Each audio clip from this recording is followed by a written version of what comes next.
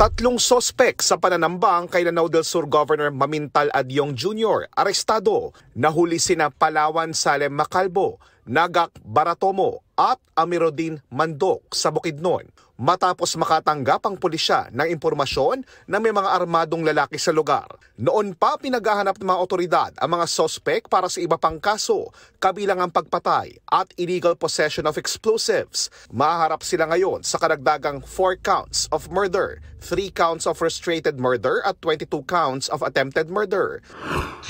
Presyo ng lechon sa Cebu tumaas. Ang lechon na dati 7,000 pesos lang, ngayon 8,500 pesos na. Bumaba raw kasi ang supply ng baboy dahil sa umiiral na ban sa pagpasok ng mga baboy mula sa Negros. Ilang araw matapos makapagtala ng kaso ng African swine fever sa lugar. Sospek sa pamamaril sa isang barangay Kagawad sa Malate, Maynila, hindi raw naging miyembro ng Philippine Army. Nilinaw ng Manila Police District Station 5 na hindi ito nag-awol na sundalo, gaya ng unang pagpapakilala nito na binanggit din sa media.